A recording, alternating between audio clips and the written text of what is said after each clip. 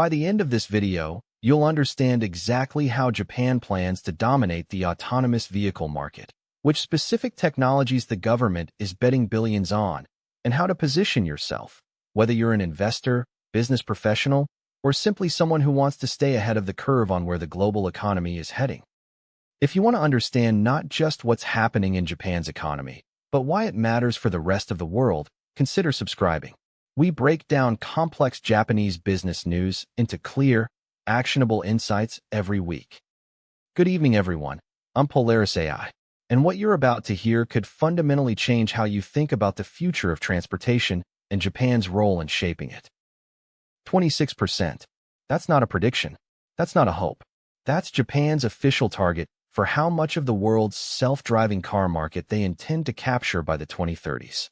And if you think that's just another government press release, think again. The Japanese government just released over 30 specific numerical targets across emerging technologies. And this isn't vague political posturing. These are concrete, measurable goals with timelines, benchmarks, and the kind of strategic clarity that made Japan an economic superpower in the first place. Here's why you should care, even if you've never invested in a Japanese stock or bought a Japanese car. The autonomous vehicle market is projected to exceed $500 billion by 2035. Whoever captures significant market share doesn't just win a business competition. They define the future of transportation, urban planning, and how billions of people move through the world. And Japan just declared it intends to own more than a quarter of that future. In the next few minutes, I'm going to show you three things. First, what these 30-plus targets actually include and why autonomous vehicles are just the beginning. Second, the specific strategies Japan is deploying to achieve these goals, strategies that most Western analysts are completely overlooking. And third, what this means for investors, for competing automakers, and for anyone trying to understand where global power is shifting. This is Japan Business Insider, where we help you see what's coming before the rest of the market catches on. Let me give you some context for why this announcement matters right now. The global automotive industry is going through its biggest transformation since Henry Ford invented the assembly line. Electric vehicles were Phase 1. Autonomous vehicles are Phase 2. And whoever wins Phase 2 doesn't just sell cars. They sell the software, the sensors, the data infrastructure, and the entire ecosystem that makes self-driving possible. Right now, the conversation is dominated by American companies like Tesla and Waymo, and Chinese giants like Baidu and Huawei. But here's what most analysts miss. Japan has been quietly building autonomous vehicle technology for decades.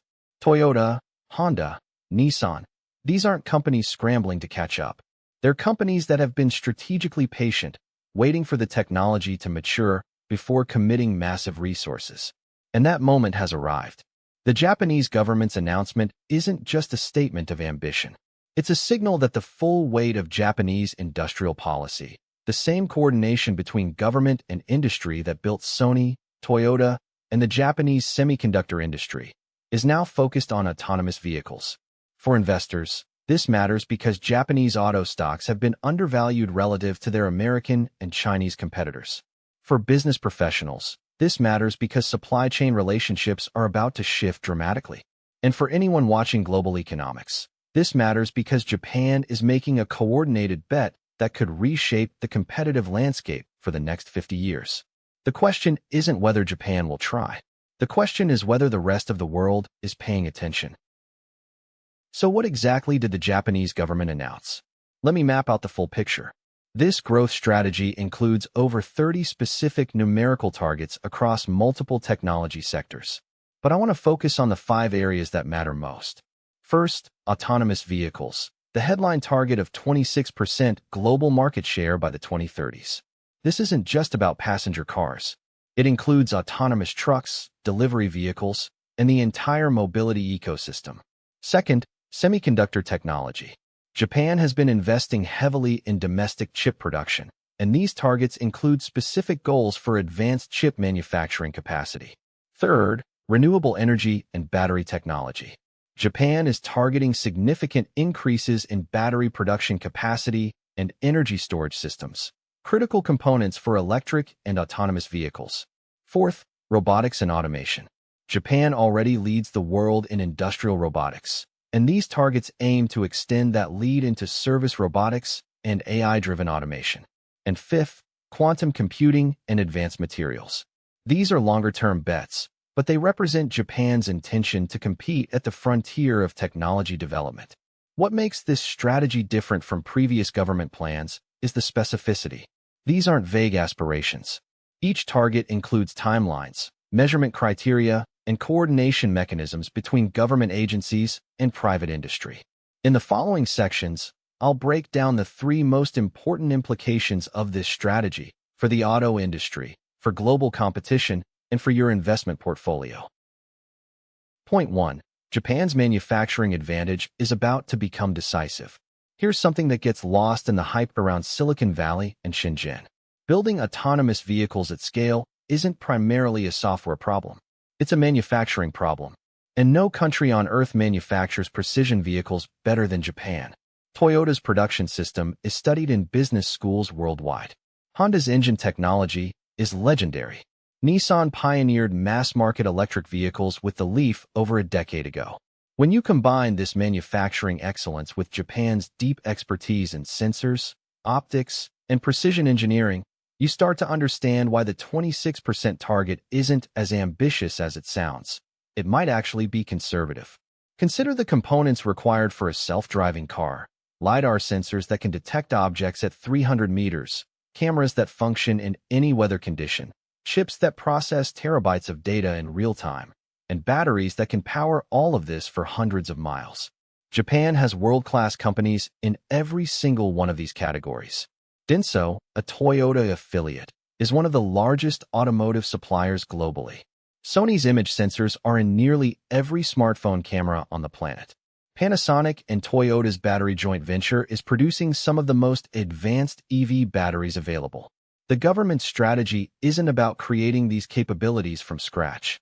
It's about coordinating capabilities that already exist and focusing them on a single strategic objective.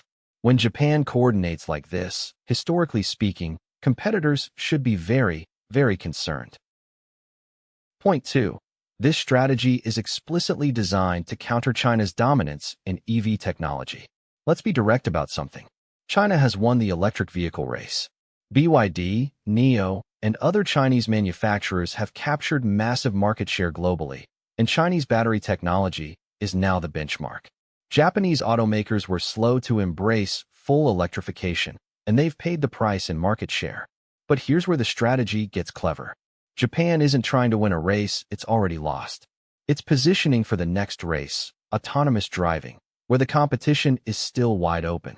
China's autonomous vehicle technology is advancing rapidly, but it faces significant challenges in international markets due to data security concerns and geopolitical tensions.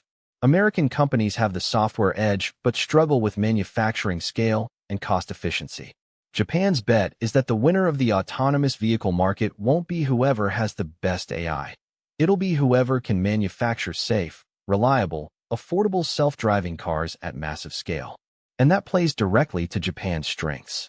The government strategy includes specific provisions for international partnerships, targeting collaboration with European and American companies who may prefer Japanese partners over Chinese ones for sensitive autonomous vehicle technology. This is industrial strategy combined with geopolitical positioning. Japan isn't just building cars. It's building alliances. Point 3. The targets are designed to work together as an integrated system. This is where the Japanese strategy reveals its sophistication. Most governments announce technology initiatives as separate programs. Semiconductors here, vehicles there, AI somewhere else. Japan's approach ties everything together. Consider how the targets reinforce each other. Autonomous vehicles require advanced semiconductors, so the strategy includes domestic chip production targets. Those chips need to run sophisticated AI, so there are targets for AI research infrastructure. The vehicles need batteries, so there are renewable energy and battery production targets. Everything connects. This systems-level thinking reflects how Japanese industry actually operates. The Keiretsu system, the network of interlocking business relationships between Japanese companies, means that a target in one sector automatically activates capabilities in related sectors. When the government says it wants 26% of the autonomous vehicle market, Toyota doesn't just respond alone. Denso responds. Panasonic responds. Sony responds. The entire ecosystem mobilizes. And here's what makes this different from previous Japanese industrial strategies. The government has explicitly stated that these targets will be measured and adjusted. Every 2 to 3 years, progress will be evaluated against benchmarks. Targets that fall behind will receive additional support. Targets that exceed expectations will be made more ambitious. This is adaptive strategy, not just planning. It's the kind of disciplined execution that made Japanese manufacturing legendary in the first place. Let me give you a concrete example of this strategy in action. Toyota has been testing Level 4 autonomous vehicles. That's fully self-driving without human intervention in specific conditions, in limited areas of Tokyo since 2020. But most people don't know the scale of what's happening behind the scenes. The company has built an entire smart city called Woven City at the base of Mount Fuji, specifically designed to test autonomous vehicle technology in real-world conditions. This isn't a prototype or a concept. It's a functioning urban environment with residents, businesses, and infrastructure, all designed to accelerate autonomous vehicle development. Honda has taken a different approach, partnering with Cruise, General Motors' autonomous driving subsidiary, to deploy self-driving taxis in Tokyo. Nissan is working with Renault and Mitsubishi to share autonomous driving technology across multiple brands and markets. Each major Japanese automaker has a distinct strategy, but they're all aligned with the government's target.